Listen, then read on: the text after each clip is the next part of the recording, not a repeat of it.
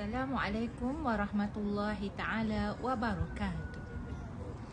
Alhamdulillah, bertemu kita sekali lagi para pelajar bersama saya Ustazah Fadilah dalam mata pelajaran Pendidikan Islam tingkatan 4 KSSM.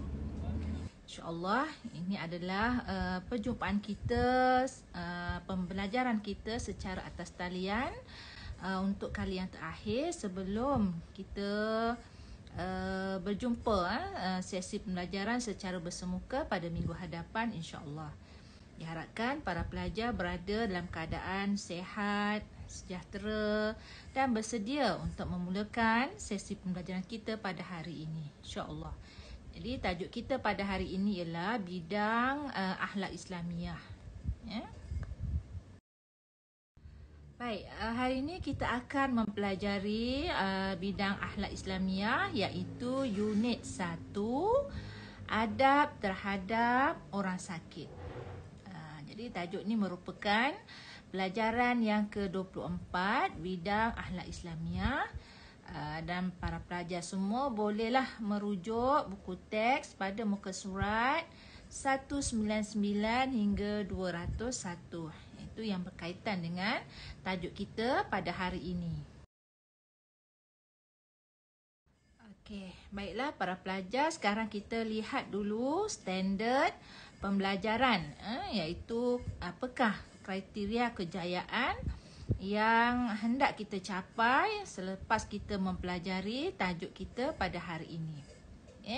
Yang pertama, 6.17.1 menyatakan dalil nakli tuntutan beradab terhadap orang sakit.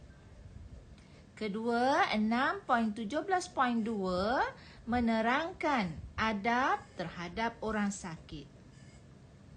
6.17.3 merumuskan hikmat beradab terhadap orang sakit.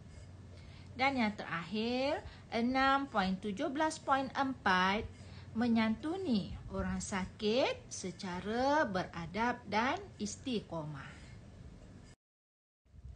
Baik, sekarang kita lihat kepada dalil nakli. Dalil daripada Al-Quran dan hadis yang menggalakkan supaya kita menyantuni orang yang sakit dan orang yang memerlukan. Apa hadisnya? Mari kita baca bersama-sama. Abu Musa Al-Ash'ari radhiyallahu anhu meriwayatkan bahawa Rasulullah sallallahu alaihi wasallam bersabda, "Udul marid wa at'imul ja'i wa fakkul 'ani." Udul marid wa at'imul ja'i wa fakkul 'ani. Hadis riwayat Al-Bukhari. Baik, kita lihat kepada maksud hadis yang telah kita baca tadi. Udul marid, ziarahilah orang sakit. Wa at'imul ja'i, berikan makanan kepada orang lapar. Wa fakkul 'ani, dan bebaskanlah tawanan. Jadi hadis ni jelas menunjukkan bahawa Nabi Muhammad SAW menggalakkan umat dia menyantuni dan menjaga jika ada di kalangan keluarga kita, rakan kita, saudara mara kita, jiran yang dalam kesusahan, kepayahan, kesakitan dan sebagainya. Okey, sekarang kita masuk kepada adab. Adab yang perlu kita laksanakan sebagai seorang mukmin, sebagai seorang Islam terhadap saudara kita yang dalam kesakitan. Adab menjaga orang sakit. Jadi untuk menjaga orang sakit ni ada beberapa adab yang perlu kita patuhi. Dan adab itu terbahagi kepada 3 aspek. Adab menjaga orang sakit terbahagi kepada 3 aspek, iaitu ibadat, emosi dan juga fizikal. Ini 3 perkara yang perlu kita jaga jika ada kalangan kita yang sakit. Baik, kita masuk kepada aspek yang pertama dalam adab terhadap orang sakit, iaitu aspek ibadat. Ibadat ni yang berkaitan dengan amalan, amalan pesakit tersebut, amalan orang yang sakit itu. Okey, pertama dari segi ibadat ialah kita mendoakan kesihatan dan kesejahteraan pesakit. Apa doanya? As'alullahul azim Rabbul arsyil azim an yu'afiyaka wa yashfiyaka illa afahullahu min zalikal marad. Hadis riwayat Abu Dawud dan At-Tirmizi. Apakah maksud doa yang kita baca tadi? Doa yang panjang tadi yang kita baca tu apakah maksudnya? Iaitu kita tengok bersama. Maksud doa itu ialah aku bermohon kepada Allah yang memiliki arasy yang tinggi. Semoga kamu diberi kesembuhan dan kesihatan. Hanya Allah yang menyembuhkannya dari penyakit itu. Itu maksud doa yang kita baca tadi. Ada juga kalau kita melawan orang sakit tu kita baca doa yang ringkas, kita baca di kepalanya. Kalau lelaki itu syafaqallah, kalau yang perempuan syafaqillah. Itu juga antara doa yang digalakkan untuk dibaca apabila kita melawat atau menziarahi orang sakit. Ada juga orang yang mengadakan bila kita dapat tahu, kita tahu ada keluarga kita yang sakit, rakan-rakan kita yang sakit dan sebagainya, kita buat satu kumpulan ataupun kita buat pertemuan untuk baca surah Yasin. Itu pun salah satu juga doa kita kepada Allah supaya memberi kesembuhan kepada mereka yang ditimpa sakit tadi. Tetapi semua itu adalah usaha dan ikhtiar kita. Yang menyembuhkannya ialah hanya Allah Subhanahu Wa Taala. Okey, dalam aspek ibadah juga, aspek ibadah dalam adab terhadap orang sakit ni juga kita hendaklah membantu mereka, membantu orang yang sakit ini yang ingin melakukan ibadat. Jadi kita ingat, walaupun kita sakit, kewajipan ibadat terutamanya solat itu tetap wajib dilaksanakan walau dalam apa keadaan sekalipun. Jadi macam mana kita nak tolong dia? Kita tolonglah dia ambil wuduk, kan? Kalau tak sakitnya tu tak boleh kena air, kita bantu dia untuk melaksanakan tayamum, bagi membolehkan pesakit tadi menaikkan ibadat mereka terhadap Allah Subhanahu Wa Taala. Okey, kalau kita lihat gambar yang ada dalam video PDPR kita ni, gambar orang solat yang sakit, orang sakit menunaikan solat. Kalau dia tak boleh berdiri, dia boleh duduk. Ada cara-caranya lah. Kalau tak boleh duduk, baring. Seperti contoh gambar ni lah. Jadi adalah orang yang membantu mereka untuk menaikkan solat. Kalau kerusi tu, kalau dia nak duduk, solat duduk, tolong ambilkan kerusi dia. Maklumkan pada dia arah kiblat di mana. Kalau baring tu pastikan kan kedudukan dia macam mana. Itu. Jadi kita yang sihat ni berkewajipan membantu mereka yang sakit itu untuk menaikkan ibadat. Jadi kita pun akan mendapat pahala kerana membantu mereka. Baik, sekarang kita masuk kepada aspek kedua dalam adab terhadap orang sakit, iaitu ada aspek emosi. Emosi ini yang berkaitan dengan perasaan, dengan jiwa pesakit itu.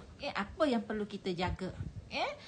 Pertama, memberikan semangat dan motivasi agar mereka sabar dan redha. Kalau kita tengok gambar tu, gambar dekat video kita ni menunjukkan mereka orang yang datang melawat pesakit tu dipegang kepalanya, dipegang tangannya, pegang badannya. Itu memberi kesan kepada emosi pesakit tu. Maknanya dia rasa walaupun dia sakit, ada orang yang mengambil peduli dengan dia, ada orang yang mengambil berat tentangnya, ada orang yang datang melawat dia. Itu itu dari segi emosi. Dari segi emosi juga ialah tidak melakukan sesuatu yang boleh mengganggu ketenteraman mereka dengan bunyi bising dan tempoh ziarah yang lama. Jadi kita tahulah, kita pun sendiri pernah sakit kan. Bila kita sakit tu kita nak suasana yang tenang, yang aman, yang tak ada orang yang ganggu kita kan. Ataupun kalau kita ziarah tu jangan terlalu lama, sehingga pesakit itu rasa terganggu, tertekan. Bila lah dia nak balik ni? Bila lah dia nak balik ni kan? Kenapa dia tak balik lagi? Aku nak tidur, aku nak rehat, aku sakit ni. Itu adalah adab kita. Bila kita menziarahi orang sakit, kita melawat orang sakit, kita melawat dalam tempoh masa yang ditetapkan dan tidak membuat bising sehingga mengganggu kepada pesakit tersebut. Okey, sekarang kita masuk kepada aspek ketiga dalam adab terhadap orang sakit, iaitu aspek fizikal. Iaitu aspek yang berkaitan dengan tubuh badan ataupun fizikal pesakit itu. Okey, apa yang pertama, memastikan tempat dan tubuh badan pesakit dalam keadaan yang sentiasa bersih. Sebab apa? Bila kita sakit ini, kita mudah dijangkiti oleh kuman. Kalau diri kita kotor, kita pakaian yang busuk dan sebagainya, maka kuman, bakteria akan mudah menjangkitilah orang yang sakit ni. Tambahan pula antibodinya yang tidak kuat kerana keadaannya yang sakit. Jadi kita yang sihat ini berkewajipan memastikan mereka dalam keadaan yang bersih dan suci. Yang kedua, dalam aspek fizikal juga, menyediakan keperluan dan kemudahan asas untuk pesakit. Jadi biasalah kalau orang sakit di hospital ni, ada nurse yang menjaganya, yang menyediakan ubat-ubatnya, bila time makan ubat, bila masa untuk makan, bila masa untuk ditukarkan pakaiannya dan sebagainya. Kalau di rumah kita juga sama, hendaklah menyediakan kemudahan bagi orang yang sakit yang kita jaga. Kita sentiasa mengawasi ataupun menyemak jadual untuk kita bagi makan ubatnya bila waktu dia makan kan. Kalau dia perlukan apa-apa keperluan, maka kita perlu menyediakannya. Baik, sekarang kita masuk kepada standard pembelajaran kita yang terakhir, iaitu hikmat. Hikmat beradab kepada orang sakit. Kenapa? Kenapa Islam menggalakkan kita supaya menjaga adab ketika menjaga orang sakit? Ada hikmah dia. Yang pertama, menggembirakan pesakit agar hatinya tenang dalam menempuh ujian Allah Subhanahu Wa Taala. Jadi macam kita lah, kalau kita sakit, orang tak jaga kita dengan elok, apa kita rasa? Mesti kita rasa kecewa, sedih kan, orang tak ambil peduli kita. Jadi dengan adanya galakan Islam ni terhadap orang sakit, kita beradab terhadap orang sakit ni sedikit sebanyak memberi kegembiraan kepada pesakit tadi. Hikmat kedua, hikmat beradab terhadap orang sakit yang kedua ialah mengeratkan ukhuwah sesama anggota masyarakat agar hidup diberkati Allah Subhanahu Wa Taala. Jadi kalau kita menjaga, kita menziarahi orang sakit ni akan mengeratkan ukhuwah kita. Maknanya kawan kita yang kita jaga tu, dia tahu, oh ni kawan aku, waktu senang dengan aku, waktu susah pun dengan aku kan. Mengeratkan hubungan silaturahim, bukan saja dengan pesakit tetapi juga dengan keluarga pesakit. Maknanya kita akan kenal mak ayah dia, adik-beradik dia. Jadi hubungan itu semakin lebar, semakin berpanjangan dan berkekalan. Itu yang digalakkan adab Islam, menjaga silaturahim sesama kita. Okey, hikmat yang ketiga pula. Hikmat beradab terhadap orang sakit yang ketiga, melahirkan keinsafan. Kerana diberikan nikmat kesihatan setelah melihat penderitaan pesakit. Jadi kita yang sihat ni perlulah jaga diri, jaga kesihatan kan. Bila kita lihat orang sakit tu bagaimana dia payahnya dia untuk beribadat, payahnya dia untuk bergerak, susahnya dia. Jadi memberi keinsafan. Dengan adanya kita menjaga dia, kita menziarahi dia, kita rasa insaf pada diri kita. Oh, aku kena jaga kesihatan ni, kalau tidak, kalau aku sakit ni susah kan. Susah, takut menyusahkan orang lain pula. Jadi memberi keinsafan kepada orang yang sihat supaya menjaga kesihatan diri. Baiklah para pelajar semua, tadi kita telah mempelajari adab terhadap orang sakit.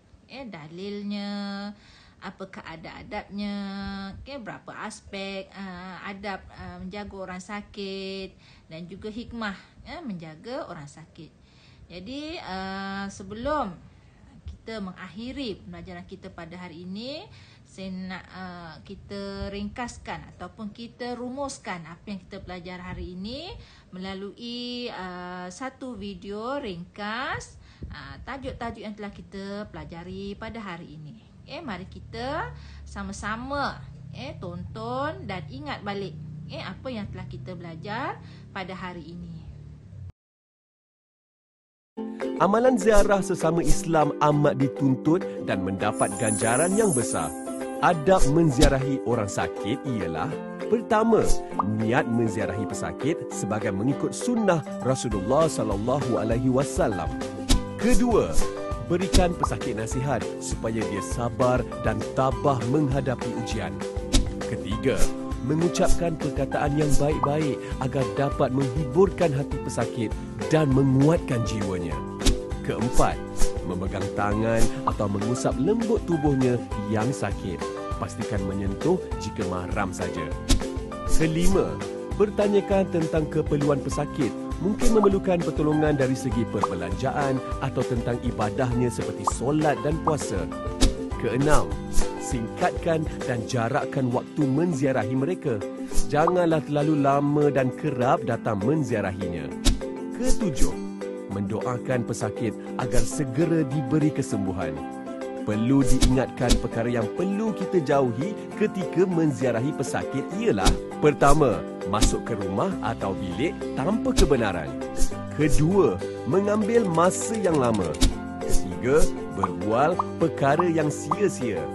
Keempat, bercerita tentang keburukan orang lain.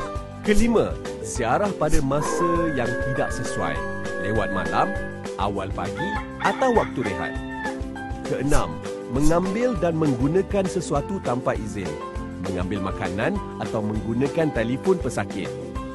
Jelaslah ziarah menziarahi ini merupakan amalan mulia dan menunjukkan kasih sayang serta ingat antara kita sesama manusia. Baiklah para pelajar, sekian dulu sesi pembelajaran kita pada hari ini. Semoga apa yang telah saya sampaikan tadi kamu dapat faham dengan jelas dan kamu dapat praktikkan dalam kehidupan kamu apabila nanti ada di antara kaum keluarga kamu, ayah kamu ke, ibu kamu ke, adik-beradik kamu ke yang sakit dan kamu dah tahu apa adab-adabnya. Jadi kamu bolehlah praktikkan apa yang kita telah pelajari pada hari ini. Semoga kita berjumpa lagi sesi bersemuka pada minggu depan insya-Allah. Jaga diri, jaga kesihatan. Assalamualaikum warahmatullahi taala wabarakatuh. Jumpa lagi.